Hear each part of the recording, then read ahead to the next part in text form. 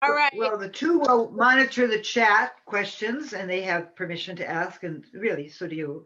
And today it's going to be an interesting presentation. Linda asked me to do this. Do you want to say anything about that, Linda? Well, I think many of you know June McKnight and know that she and I go back. The store will celebrate its 30th anniversary January 1st, and June and I go back 30 years ago. And we don't look a day older, either one of us. So there you go.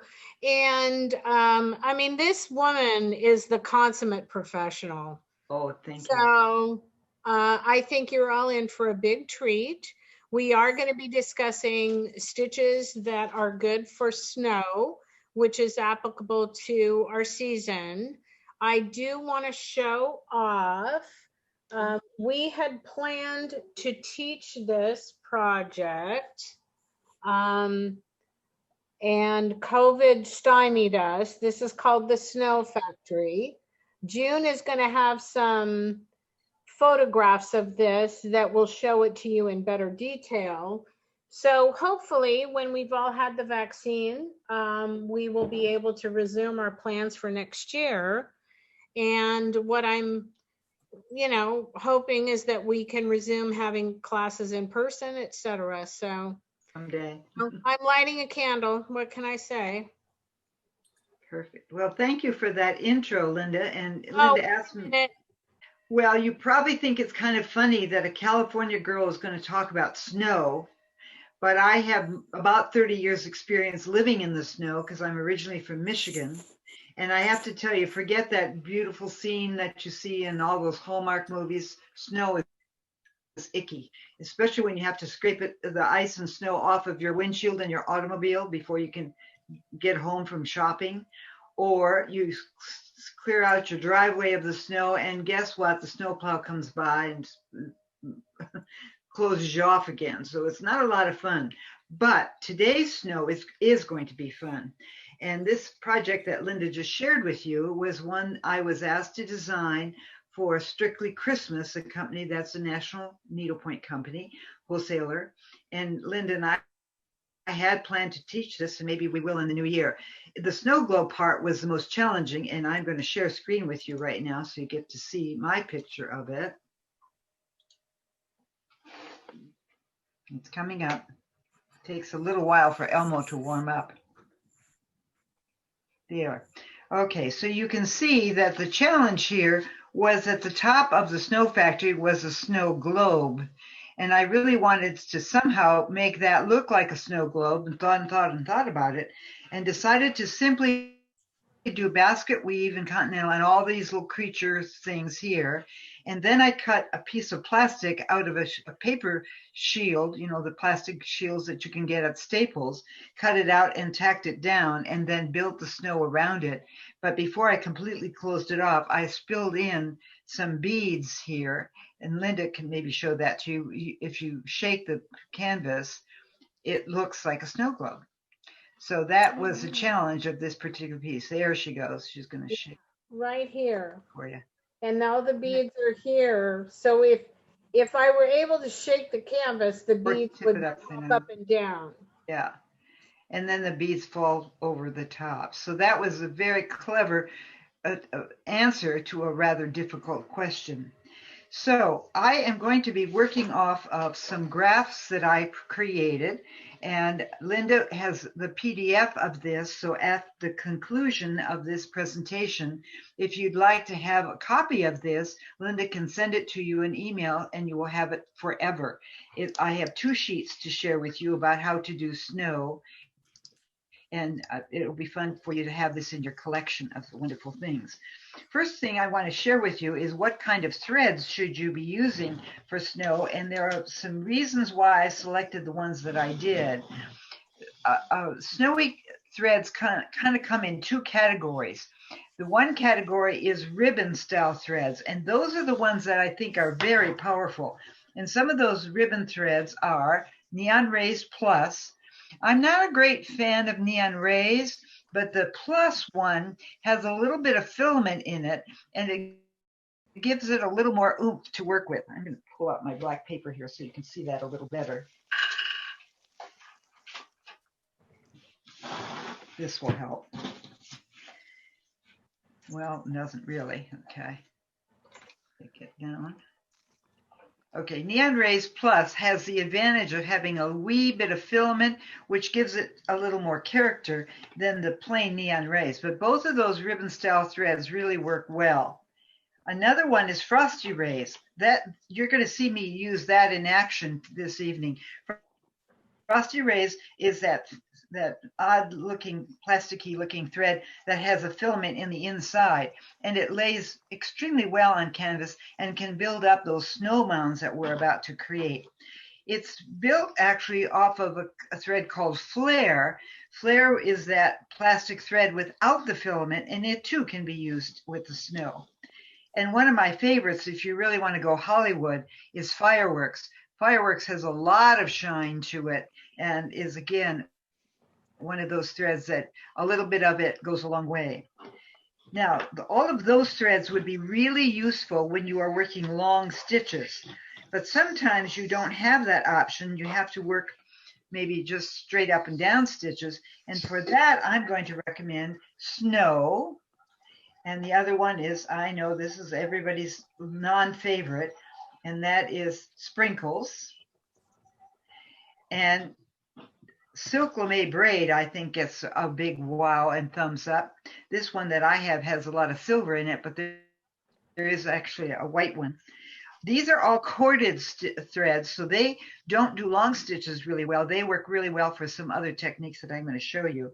And then, of course, the old standby, Krynic Metallic, is always a good one. Krynic is really sturdy. It too is a corded thread. So again, don't try to do real long stitches with it. The reason not is if you do long stitches with it, it looks very grainy. And we want our snow to be mounded and beautiful. So those corded threads will be useful, but not particularly for long stitches. So let's go back to our picture for just a moment. One of the dilemmas I was faced with on this is there's a lot of blue sky to create. And that, oh my goodness, by the time I finished the factory, I could hardly think about doing all of that sky. But early on, I came up with the idea that maybe the snow was falling because obviously the artist had done these little white dots on it. So I came up with a stitch called Crazy Rain. You'll see me use this quite often. It's a great background, and these single lines that you see being created here can move closer together. This is what I actually did on the Snow Factory. There's quite a few naked canvases there, and I stitched the background in the same color as the sky. So you're going to see a little twinkle, but it's not going to say, by the way, June cheated and she didn't do the background. It's really going to look like ice or snow falling or little trails of ice. And that highlights these white pieces that the artist painted in the center. I think that worked really well and quickly too, because again, I was on a deadline to get this done. Those deadlines don't mean anything now that we're in COVID, but we were working up against a deadline to present this at a show. And you'll notice that I highlighted the background. The artist had put these little white dots on the canvas, but I wanted to embellish this. And so one of the things I want to share with you is a bling formula. If the artist gives you one single canvas thread, a little dot, a single dot, that single dot can be done one of several things. You can, in fact, do just a continental, boring. You could do a cross stitch over a canvas thread. Not too bad. It gives you some dimension. You can also crisscross criss. In other words, you can crisscross and cross back a second time so that you're layering cross stitches. And that almost looks like a bead. Many of my students sometimes hesitate using beads because it's hard to do. And you don't want to play with that. So if you just do a double cross stitch stacked up on itself, that does resemble a bead and is very effective. There are a few of those on this background. The other thing, if you have a single dot of white, you can do a nice French knot. And any of those corded threads that I just mentioned to you, work really well for a French knot. They're easy to create and they rise above the canvas just a wee bit. So there's quite a bit of dimension. It's a good alternative to beads, again, if you're not going to be interested in doing that. And there are reasons why people don't want to, and I can appreciate that. Now, if the artist designates 4 canvas threads and like a little square, she is telling you that there are many things you can do with that besides just stitching continentals. If you have 4 canvas threads available to you, you can do a mosaic. Mosaic is a baby, mama, baby, and I'm going to show you some of this in a minute. You can also do a Smyrna cross, which is big and bumpy, and you can actually go cross stitch over 2 canvas threads, so it's quite large. But what is best of all is that 2 canvas thread can be translated into a sequin, and I'm going to show you some of these in a minute. They fit beautifully on that square of 4 canvas threads. It just seems to be made perfectly for that. So again, if the artist has given you 1 dot of flaking snow, you can do a cross stitch, French knot, a bead, or a double cross stitch. If the artist gave you a little square, you can do that as a mosaic, a Smyrna cross, a cross stitch over 2, or you can actually put a sequin. And the sequin part is really kind of fun.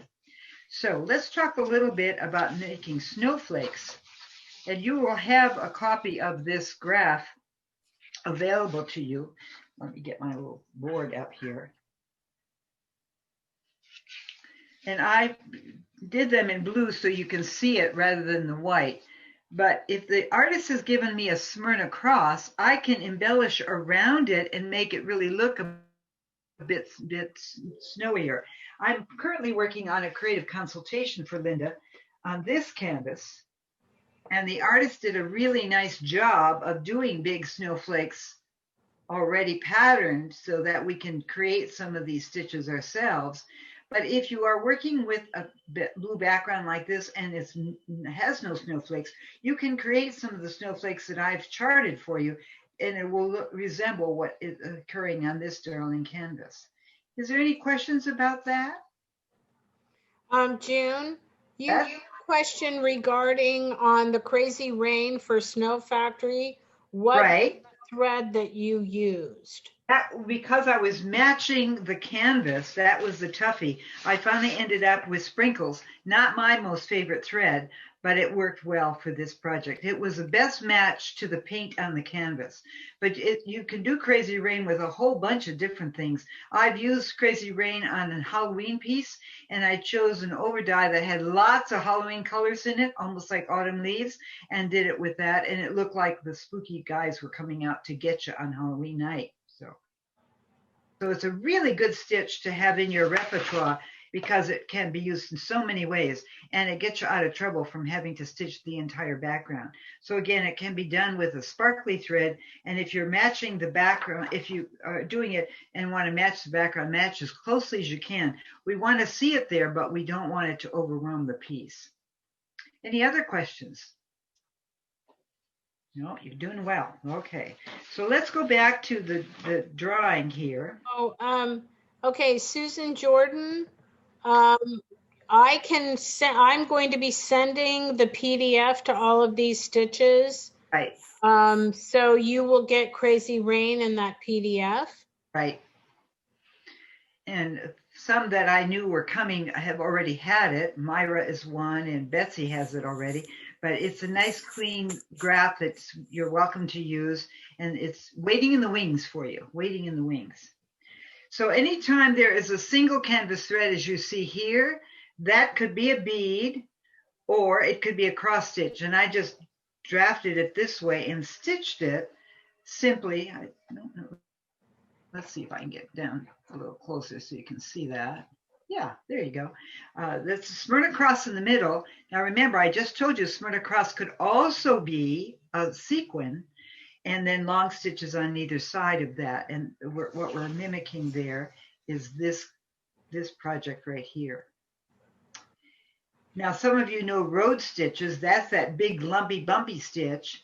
And to make it look more like a snowflake, I didn't do it on my sample here yet. There it is, the big bumpy road stitch. And then right next to it, you can add, you can see in the yellow there, the little beads that rest around it. And I like to put the bead in the hole of the canvas rather than sitting on the canvas. The reason is it's more sturdy and it won't roll over. And sometimes if you just put it on the crossbars of the canvas, it sits and gets sloppy. If it's protected in the hole, it sits nicely. And you can pull up your thread in the empty hole below it, go through the bead, and then go up back to the road stitch and tack it down there. And for sure, it will seat itself very well. Very often when we're doing snowy things, we're doing things that are going to be packed away. They are only on view for about 6 weeks around Christmas and Thanksgiving, and then it's packed away. And that packing away, and oftentimes not in the warmest part of the house, is hard on textiles and particularly hard on beads. And it's very disappointing to see the bead be droopy and in the wrong hole. So if you're doing this technique, try to get the bead in the hole rather than sitting on top of the canvas thread. Then this one we're going to mention again later, but this is just an upright cross. This is a really powerful stitch done with a cord. So back to Kreinik on that one, and you get to see all the arms very well. And again, the center poofs up very nicely. So it's a very pretty stitch. Later, we're going to talk about the lower part of a canvas, a toe of a sock. How can you make that look like lumpy snow? And this is a good one that I'll show you how to use. This one doesn't look much like a snowflake, and yet I was mimicking what I saw on that canvas that I just showed you that I'm creative consulting. And what I did there was a big cross stitch over 2 canvas threads in the center, and then mosaics that had one part of them chopped off. Mosaic is usually a baby, a mama, and a baby. Well, I got rid of the second a mama and a baby. There's 42 baby, people. mama, baby, and I got rid of that baby and just left it like a big wheel spinning around this. And again, there are those beads centered in the hole, which gives a nice little sparkle to this piece. And finally, another snowflake to use is this one. And surprisingly, I would recommend that you work with a thinner corded thread than you normally would. Often on a 13 mesh canvas, we use a 16 weight Kreinik metallic. Well, if you're going to do this one, because we have so many tiny crosses, I would recommend that you work with a 12 or even an 8. And if you look on these arms, those are tall crosses. These little dots are cross stitches. And then the center is, of course, a Scotch stitch. But it's okay if it's a little grainy because we're going to put a bead in the center there. This is a very delightful snowflake, and I have used it many times on a Melissa Shirley canvas. It really does extremely well. Here are some examples of all of those stitched. I did it in wool just so that you could see it a little bit better.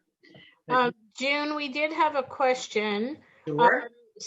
Gloria just asked, she's uncertain as to how to put a bead in a hole. Could you repeat that, please? Sure. Let me get a pencil here. I can show you that a little bit better.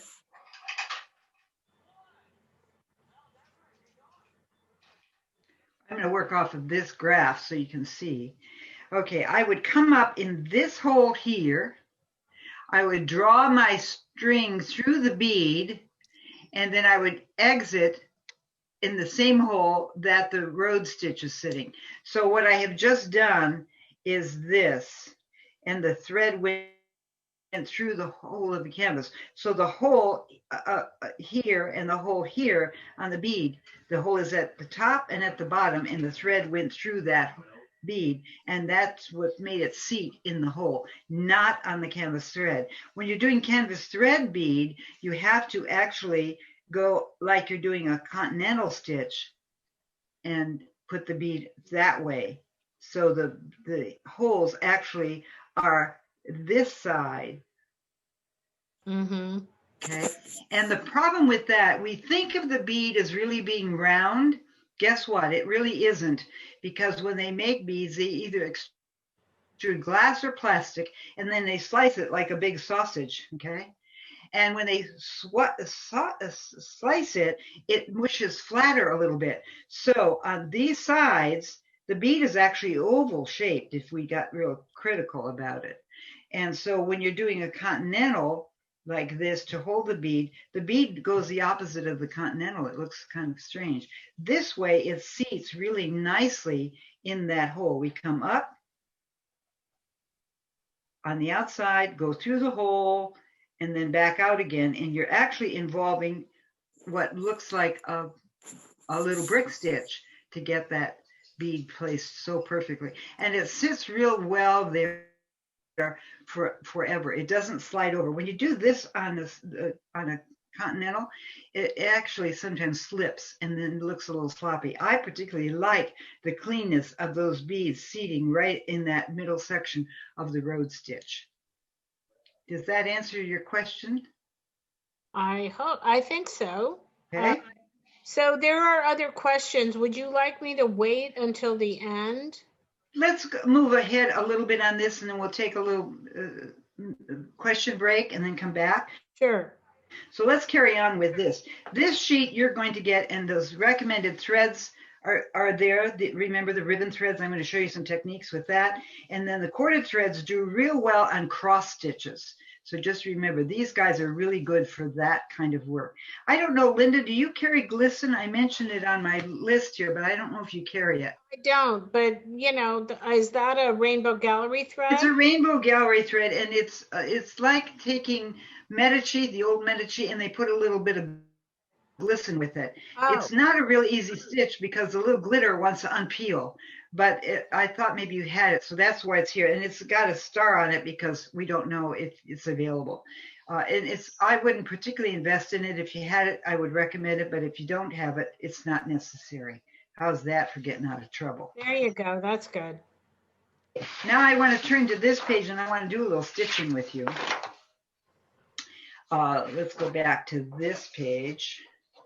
I had lots of places to create snow. I wanted to mound the snow on this peak of the roof and on top of the snow globe. I wanted that to stick way up, and you can't really see it real well, but I actually put some star-shaped snowflakes on top. So this really bubbles forward.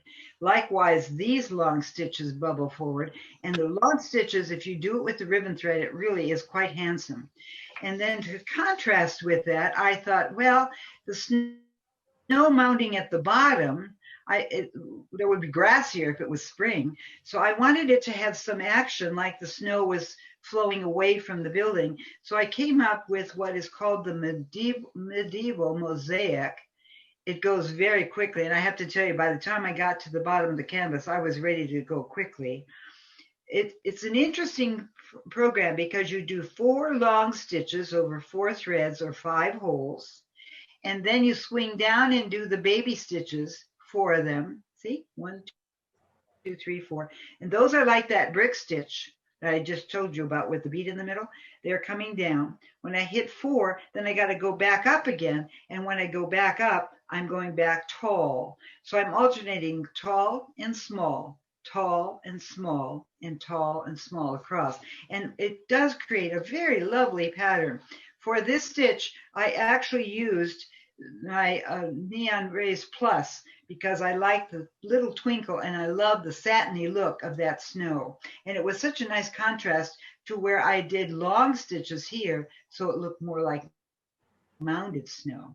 This area here, and that's why I mentioned glisten, I used glisten for the pathway as if it had been already cleared off. They did the snow blower and got rid of the snow there, and it's just a white pavement. So it has a little shine to it, but it's much flatter than what you see here. So that medieval mosaic, remember that. That's a really good one to include, especially if you're doing a Christmas stocking and as it gets near the toe, there's a big mound of snow under the snowman or the Santa Claus. This is a really nice stitch to use and easy. And best of all, it goes quick. You just have to remember when you're laying a ribbon thread that you come up at the bottom, go down at the top, and when you're pulling it up, you want to make sure that it's nice and flat like railroad track. Don't let the ribbon twist. If you do, again, you're going to see a lot of extra canvas peeking through.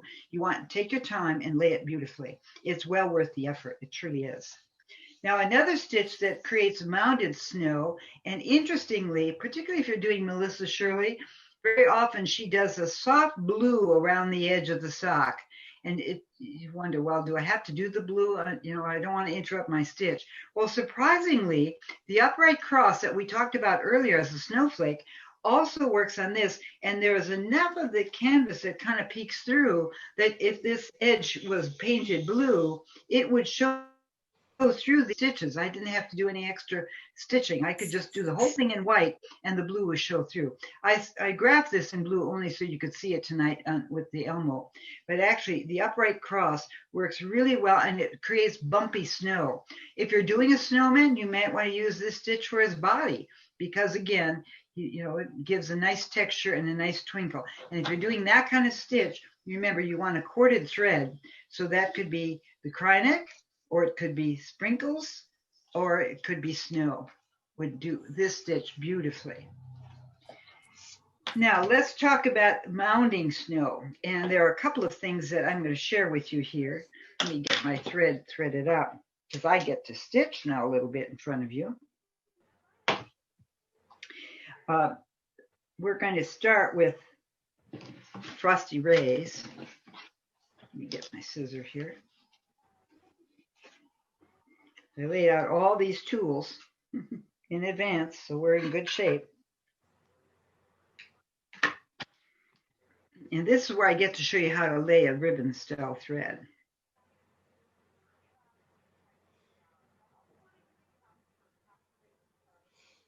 This end is a little raggedy. The problem with ribbon thread is it does demand that you take a little time to lay it perfectly and lay it smoothly. If you're working on a frame, that works, or if you are working on a floor stand, that makes it much easier because you can use two hands.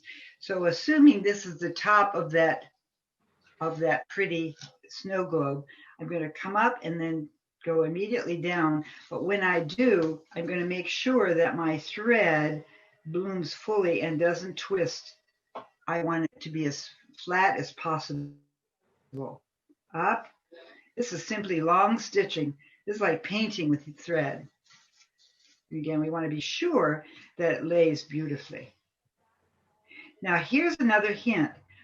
If you want it to be more mounded than this, let's say it's really been a big snowfall. The snow factory was working hard. If I want to make that even puffier, then I can go back in the same hole a second time and lay a long stitch. Now I'm working on 13 mesh canvas, but you can also use Frosty Rays on 18 mesh. You merely have to use a bigger needle to push it through. With the bigger needle forces the canvas threads to be open, and then the thread can slide through. But you can see already how poofy that is by going double. It's much higher here than it is here, much poofier.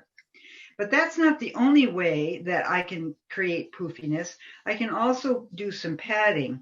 And one of the ways I can pad is using another thread underneath. And this is where you can use some scrap thread. I'm going to do blue just so you can see it a little bit better. And it can be a gigantic thread if you want. It doesn't have to be skinny. In fact, this is a good place to use up some of your scrap silk and ivories, impressions. And what you're going to do is simply go across. I go right underneath here. And just long stitches, and you want to stay somewhat inside the margin that the artist painted. So I'm going to pretend that this is a big lump of snow happening. And I'm not pulling really tight. I'm just going across. You're never going to see this when I'm all done because I'm going to put that Frosty Rays back over the top. This is a great way to use up those little scraplings of silk and ivory impressions that you might already have. So I'm just doing some long stitches across like this. And now I'm going to grab my needle here and go back to my Frosty Rays and lay that on top. You want to be careful not to get too different a color underneath because it may just show through. I did blue only so you could see here. So now I'm going to go this way, and I'm going to go beyond that padding, stuffing, appropriate for Thanksgiving week. And again, I'm being very careful to lay the ribbon nice and flat and going over the top.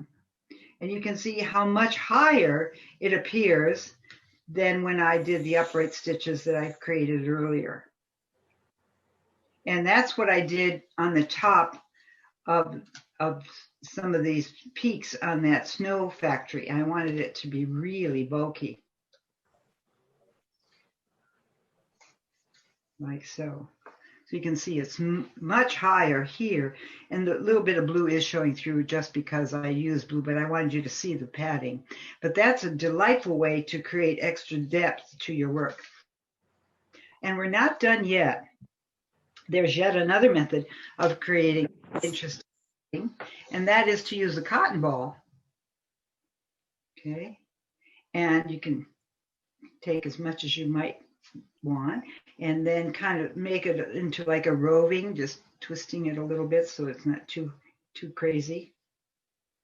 Okay, and I'm lay that on my canvas, and I'm going to now take another thread here. Oops, where's my blue?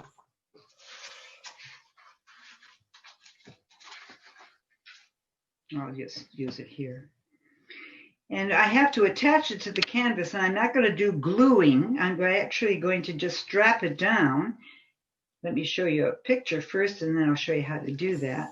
So what I'm going to do is lash it down with a thread that's holding it, just big crisscrosses, and then I'm going to come back over with my Frosty Rays and lay long stitches in place.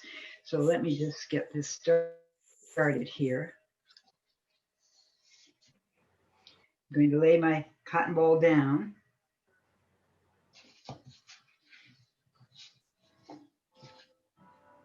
The first one's a little tricky because the cotton ball wants to move. Okay, you're holding it. And then I'm going to come back over a bit and lash it down. And the lashing doesn't have to be beautiful. We just want to hold our cotton ball in place over the top.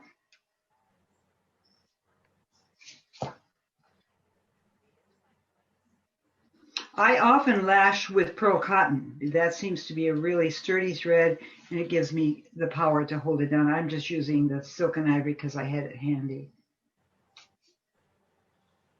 And again, I'm doing it in color so you can see the lashing, but you probably would work with white.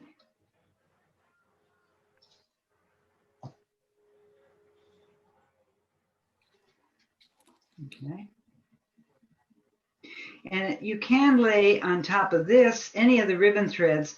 The flare would work, but I'm going to stick with the one that I mentioned earlier here. Almost done. Okay, so now there's my poof. Pretty good, and I'm just going to park that on the back.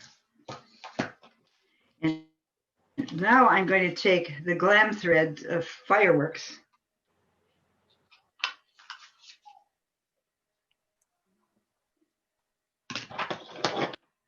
Now, Fireworks, like a lot of the threads, remembers the cardboard, so it has all those little crimps on it. You can see. Let's see. Can you see? So what I generally do is I just take my thumbnail and go over it and pull it, and that kind of eases those crimps so that they don't cause a problem. You can see how much flatter that is now than it was before. And again, I'm going to do some long stitches. And because this ribbon style thread is a little bit smaller, I may have to go a couple of times into the same hole to get it really covered. So again, I'm going to go over the top, making sure it doesn't twist.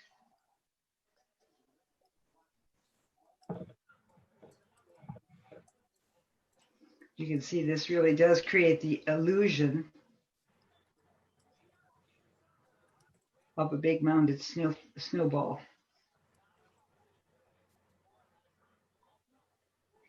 And again, you can go several times into the same hole if you feel it's not covering sufficiently. See? It really does lift off the canvas extremely well and looks like that snow that would be, let's say, around the chimney. So Santa's coming down that chimney and it needs to have that edge that's really poofy. This is a great way to do it. You can also attach beneath and lash down some fabric like felt. I didn't have any felt, that's why I didn't show it to you, but instead of if you didn't want it quite this poofy, you could cut a piece of felt to match the design, tack it down, and then go over the top with a ribbon style thread, and that would give a lot of dimension as well. Straight up. Any questions on that technique? Okay. You're so smart. So now I want to talk to you about... June, there is yes. a question about, what do you think of a flat iron for straightening the fireworks? Yes, that works great if you have one. I've never invested in that. And usually I'm so anxious to stitch, I just want to get right to the job and not worry about doing any ironing. I frankly only iron maybe once a year my clothing. So I'm not likely to iron my threads. I want to stitch. I don't want to iron. So, but yes, a flat iron would work well. The other possibility is if you take a little makeup sponge, it doesn't work so much on the metallics, but does on neon rays. Take a little makeup sponge, dip it in water, squeeze out as much as you can, and then run your thread with that little sponge over the top, and that will ease the lumps as well. So, because it makes it a little bit easier to do long stitches if you're not fighting the crimp as well as the length of the thread. And the rule of long threads, usually we say don't go any longer than 14 to 16 inches. And part of that reason is you don't want to be pulling your hand right behind your head because you'll get sore elbows for that. The other reason is that the thread will wear out. That rule does not apply when you're doing long stitches. You can go much longer. You could go as long as 24 inches because you're going to use it up so quickly, and you don't want to have to keep stopping and threading again. So on long stitches like this, you can work a very long length. Just be careful and not let it knot, but other than that, you can use it up pretty quickly. So now I have some other things that I want to show you, and that is when all else fails, you can glamorize your project. Too much. With some pretty embellishments. Look at these. The way that you want it like this? Isn't that pretty? Linda sells these, and I have used a ton of them. These are little sequins that look like snowflakes. Remember the background that I showed you early on with this crazy rain stitch? Look at little snowflake beads. Yeah, little snowflake beads. Those little snowflake beads were used to create the snow that was on the crazy rain. You just put a white bead in the center and lay those in. And what I did with them is I put a whole bunch of them at the top of the snow globe. And I also did some at the top peak of the house itself. And that lifted it up even more. I did long stitches, and then I further embellished with these cutie patooties. Linda, do you know how much one of those containers of snowflakes is? Yeah, $5. Well, and you got a million of them. My little box here is half empty, and I have done probably 5 projects. So you have plenty to choose from. And we're not done yet. Excuse me, could Pat and Susan Knox please mute? Okay. And I have more to show you yet. These are darling too. Put them on black paper so you can see. These come from Cheryl Schaefer, and these are like little thumbtacks, only they're not thumbtacks, they're snowflakes. Can you see? And the back of them has what looks like a thumbtack. So you just poke that through your canvas, and then you squeeze the little guys open on the back like that. Imagine the canvas, and you push as hard as you can, and then this snowflake stays right flat on the canvas, which is fabulous. These are the little wee ones, but on the snow factory, because its factory was going full blast here, they were making big snowflakes. So Cheryl Schaefer also has big ones. Let's see if I can get this open too to show you. You know, I think with Christmas stuff, you can be very gaudy, very Hollywood. So here's a great big guy. Oh, here, you can see it. It's metal and it's done with a little sparkle paint, so it really stands proud of the canvas. Again, that's a great way to get some snowflakes. And now you can see that I'm holding it close up. You can see some of the sequins I used were just flat sequins, and that with a bead in the center was a good contrast to the snowy ones, and obviously to all of this embellishment that we have going there. So that's a great way to create snow. If you're tired of stitching, reward yourself with some extra little bead things. So Linda's going to send you in your email, you're going to get this, a copy of this sheet that I prepared.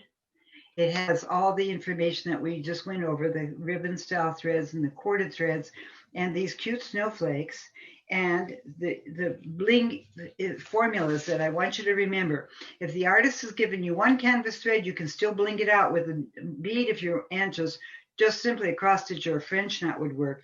And if the artist gave you a little square, translate that into a Smyrna cross, a big cross stitch, or better yet, a sequin. That just shows off just great. I have one more thing to show you, but I have to step away from my camera. I'll be right back. You can talk amongst yourselves. Oh, now that we're all muted, right. I hope this works. I may have to take it out of its container because it has glass on it. No, you can see it. Yep. Remember this cutie patootie? This is also another one from the girls from Texas, the Strictly Christmas. And you know, if you look at it really quick, you think, oh, look at all those nice squares. I can just do Scotch stitches there. Well, guess what? They're not perfectly counted because they're going on a diagonal here. So I did a cute little, just simple stitch made it look like holly on the red. But on the white section, I found those beautiful embellishments that Linda sells from Cheryl Schaefer, and I just tucked those in, and that picked up the border. Again, Crazy Rain here, but it's done, the background is almost navy, and I found a Krynek that was almost that color and did Crazy Rain. Here it's much closer than the Crazy Rain I showed you earlier, which was quite far apart. This one's a little bit closer. But again, it's a great stitch, especially if you know, let's not work our guts out for something that's only out on the public view 6 weeks a year. You want to get it done quickly. So that Crazy Rain is a good stitch to have in your repertoire. Now we're open for questions and we can unmute. Okay, so let me unmute everybody, or everybody needs to just, you can unmute yourself, please, if you have a question. And I think, I know one question I saw fly across was from Diane Deutsch, who asked, how do you hide your threads when you are doing an open stitch? Well, you could put a waist knot in the direction you're going to be stitching. If I'm doing Crazy Rain, I know I'm going to be down about an inch, maybe an inch and a half. Do a waist knot, a little knot, and put my thread on the top surface. Then I'm going to stitch my stitch all the way down, and as I get close to that waist knot, I'm going to lift them by the hair and cut them at the neck and waist them. And that thread is then buried in there. Once I have a line of Crazy Rain in, I can always take my needle back up and weave off. But the distant waist knot is another method you should be aware of. That's where you place your waist knot in the margin of the canvas, and you do your stitching, and then you clip off the waist knot and you thread that piece of thread back, and then you weave that into the work you just accomplished. Because open stitches are unforgiving when it comes to dangling threads, so you make sure you got them buried well. But that distant waist knot technique is really good. Usually about a thumbprint, which is about an inch, or if it's open stitching, I do about an inch and a half to make sure that my thread is caught. And frankly, I do a lot of waist knotting because I work with a floor stand, and I hate having to turn that thing over all the time. So I keep my knots on the top surface, and I can keep track of my thread that way too.